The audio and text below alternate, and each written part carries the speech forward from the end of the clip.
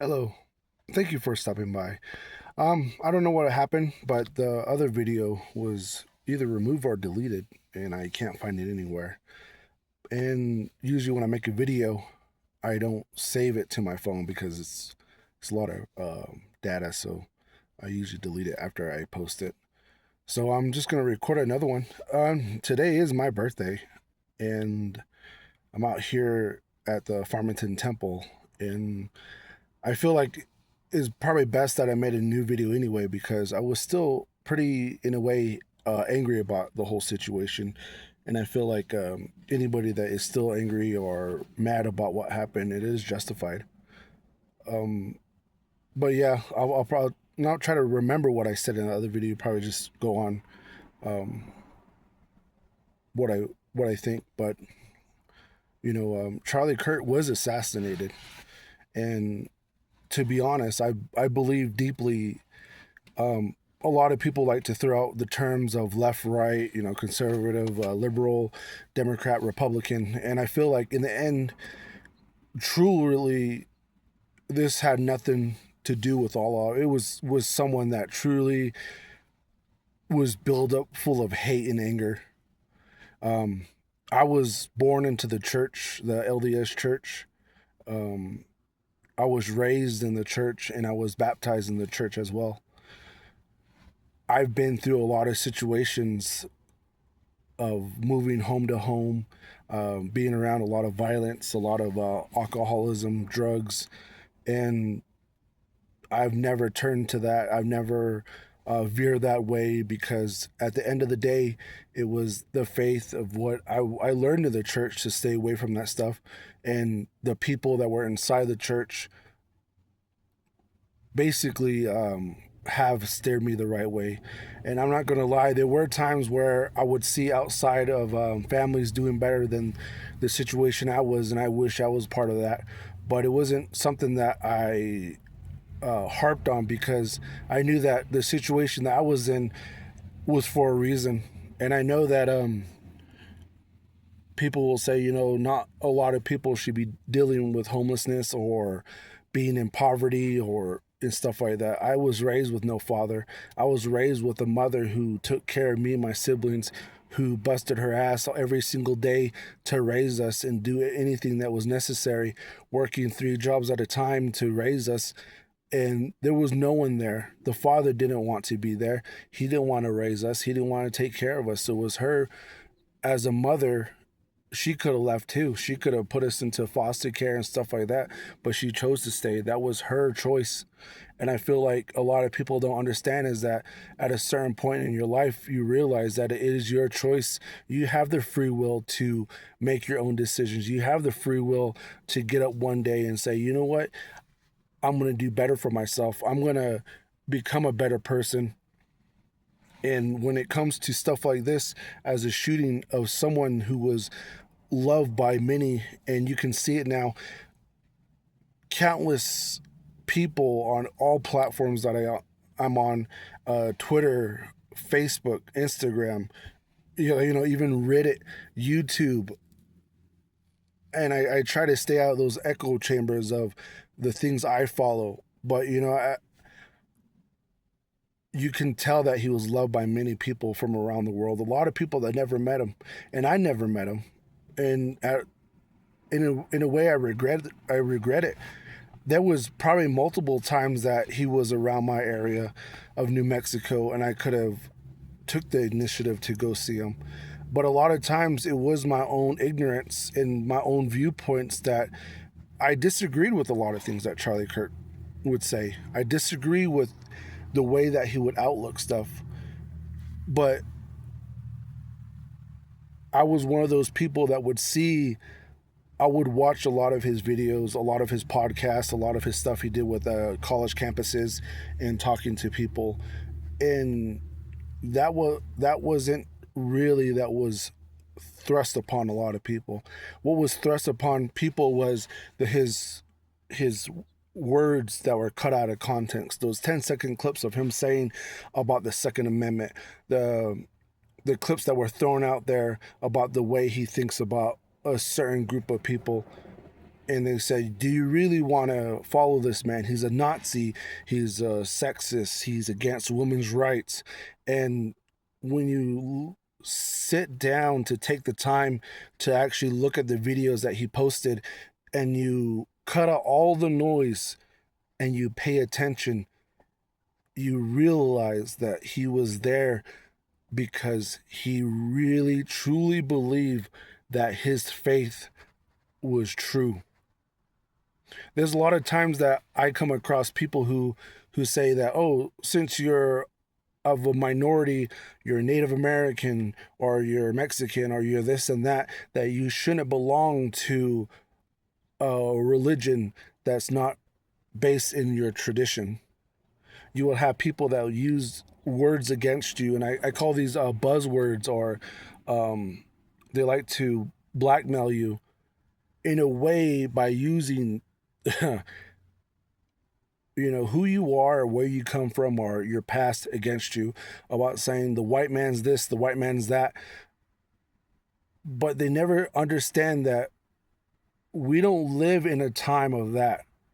Yes, slavery was bad, the Holocaust was bad, the things that happened to Native Americans, the genocide, the things that we were put through as human beings. Every state, every country is not perfect. There is blood in the grounds. There's blood that was spilt over ideas. And a lot of them were harming kids. A lot of them harming elders. But the thing is, we don't live in that time where you can't express yourself. People were mad at Charlie Kirk because he had an idea to go out there and spread his belief in God, spread his belief in family, spread his belief in America. And I understand now how people can take that out of context of saying, oh, you love America? You must hate everybody else. You believe in God? You must be a white person now. I truly believe the reason why people hate the term thoughts and prayers, and they're like, well, don't say thoughts and prayers anymore because it doesn't work. It doesn't work because people don't believe it works. When you're down in the dump, like I have been multiple times, and I am selfish to be like, the only time I do pray, or the only time that I feel like I need to talk to the Lord, is when I'm down. But you know what? When I am down and you start praying or you start pulling out your belief, guess what happens? It turns you around. And I feel like that's what made Charlie Kirk so successful. He believed in God. He never turned away. He never changed his ideals of the Lord because someone in front of him told him to. Someone in front of him saying, you're a fascist, you're a Nazi, you're this and that. He never said, okay, well, just to make you happy, I'm going to change the way I think. And I feel like that's what resonates with me a lot. The way I found out was that I was asleep. And my girlfriend came in and she woke me up and she's all, wake up, wake up, wake up. You won't believe what happened. And I was like, half asleep, and she told me, she's like, Charlie Kirk got shot. And I was there during 9/11. I didn't know what was going on. I saw the towers on fire. I saw the Pentagon happen. I saw the flight that crashed in the middle of the field. And I didn't understand. I didn't understand what was going on, but I watched people on the news say, we need to get together as Americans. We need to stand together. In the days that came after that, people started getting along. When I heard Charlie Kirk was shot, I wasn't religiously following him. I would watch a lot of his podcasts, a lot of his videos he posted, his clips, his reels. And it wasn't for the gotcha moments of like, oh, because, oh, look, you're stumbling over your words, you're stumbling over this. The things that I really enjoyed is when people would go up to him and say, "You changed my life." I started believing in the Lord again. I started believing in this. I understand what you're telling me. People tell me that you're full of hate, but I see it differently. Or, Charlie, we do need this in our life. We do need family. We do need a strong relationship with our our family members, our Lord. You know, a lot of these things that I want to say a couple weeks ago, if you came out on Facebook, if you came out on Instagram and said that, oh, I believe in God, I believe in the Lord, I believe in Jesus Christ, I'm affiliated with this church, people would shun you down. People would try to counsel you. People will tell you that what you believe in is wrong because you push out this kind of group of people.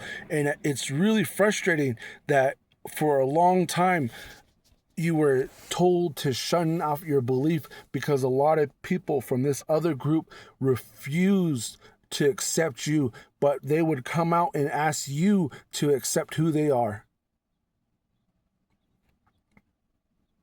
And like I said, I don't want to put out there a lot of, I don't like labeling people and saying, yeah, well, just because you're this kind of color or this is your sexual orientation, that you need to prance that around, and at the end of the day, everybody lives matter.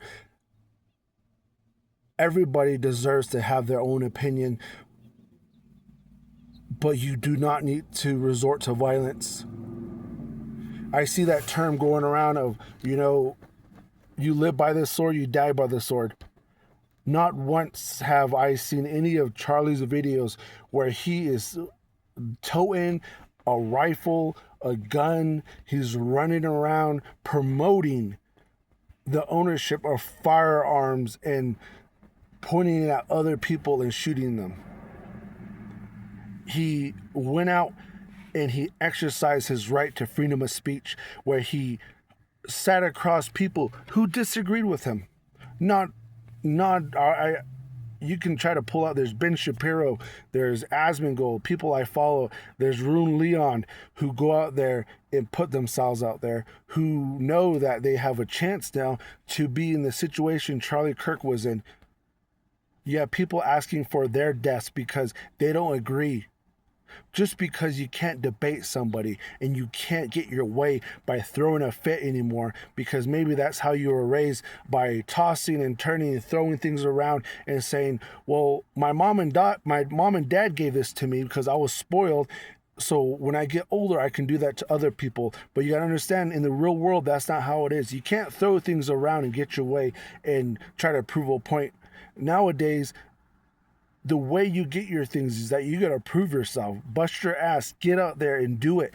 And I feel like that's what pissed off a lot of people. They looked at Charlie and hearing about his life from a lot of people, hearing his life from his wife, the people that worked with him, knowing that he got up every single day and to fly somewhere and to have a conference, to meet up with all these people. And he's been doing it. He's been busting his ass since the age of 18 to promote what he believed in.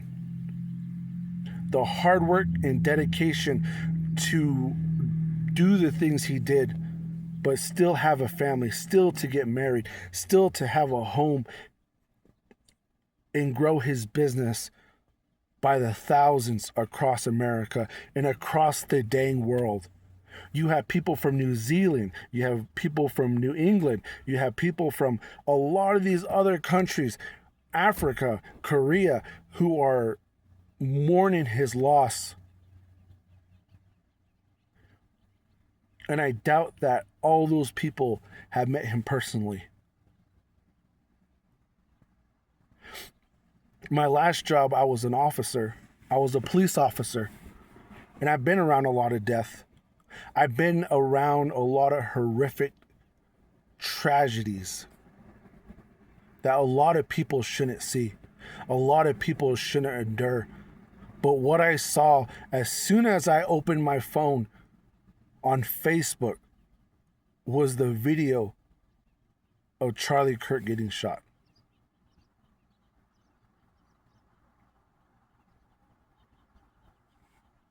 As long as I've been alive, I've never seen anything that has been so vile, that has been so disgusting, that has been full of so much hate. And I believe that what I was taught in church is that we are living in the end days of things. We are living in the days of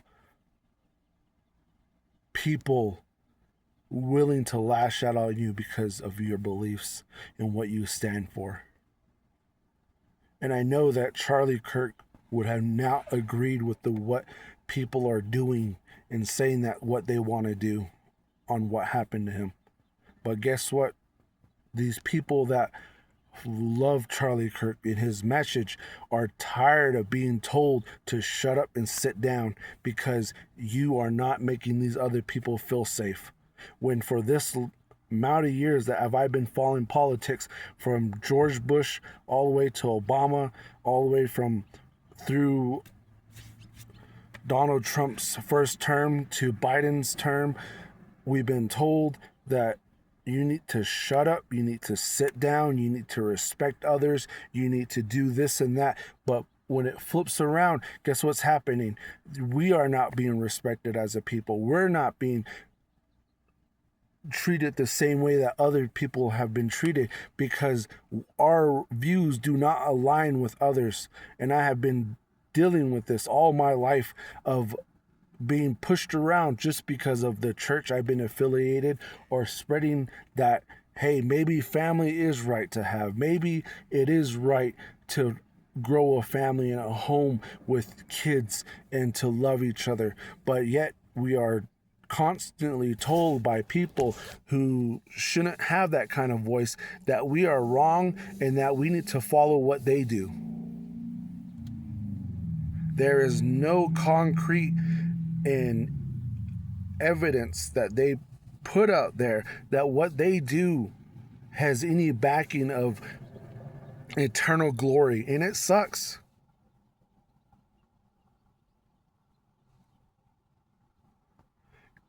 And the quote that I think it hits the most is that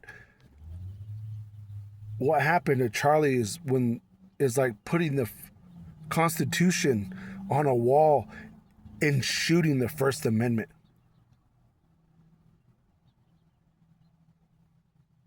Don't come out with this argument that he lived by the sword and died by the sword. He lived believing in God. If you really believe what you said about living by the sword and dying by the sword, you should have went out there and debated him with words, because that's all he was doing. Oh, he had no empathy. He had no empathy for people. No, he had sympathy for people. You have a lot of videos if you willing to go down and look at it and say, oh shoot. But that's the thing. A lot of people can't say they're wrong. A lot of people can't say that maybe I am wrong. Maybe I need to grow as a person and stop saying, oh, it's not me, it's somebody else. Growing up, like I said, it wasn't easy for me. Even now, my family, we don't see eye to eye, but yet that doesn't keep me from saying that they're not my family. We even have our own debates. We don't agree on a lot of things, but it doesn't mean that those people are not my family. They're not my sister. That's not my brother. I still call them family, even if we don't see eye to eye. And I feel like having a disagreement, even with family and friends, helps you grow as a person, because it helps you with critical thinking. It helps you understand that people are not going to agree with you. It makes you realize that the world will not fold down to you anymore. I say about my religion too, because it turns out the shooter who took Charlie Kirk's life was also part of the Mormon church. It doesn't mean that the Mormon church teaches people how to kill people. It teaches you that people have free will to make up their own damn mind. And what he did was extremely wrong, but he took it on his own to go out there and to do what he did. He was an adult and something went wrong. I'm not going to say it was this and that did it, but he did it. It had nothing to do with the gun. I worked around guns all my life. And not once has any of the guns I've been working on, I clean guns, I put guns together, I take guns apart. Not once has a gun ever gone off or has chased me anywhere. So this has nothing to do with guns. He only took on himself to climb on top of a building, to kill Charlie in front of his family so the world can see it. If it wasn't a gun, it would have been a knife. If it wasn't a knife, it would have been a bomb. Heck, who knows? He could have probably hit him with the car. If you're full of that much hate, you will find a way to do it. On the flip side of that, if you're full of love, you find a way to do it too. In this time, we don't need division. And I've seen videos of things already of people having vigils and people going in there, smashing photos, going in there saying, fuck Charlie Kirk. Do you think these people are in the right sound of mind to be out there doing that? No. What happens? Yeah, they get pushed around, but they get told to leave. There's no buildings burning down. There's no riots anywhere. There's people saying that we have enough. We had enough. There's no time to sit around anymore. And it sucks that it took this to happen for people to finally realize that it's not to be ashamed of loving your Lord. So I hope, you stayed this long through the video. I know that if ever came the chance to meet another person like Charlie and I doubt there would be anybody like him. And I still don't know why I feel like I feel. And I still don't understand why I feel like I lost someone so close to me.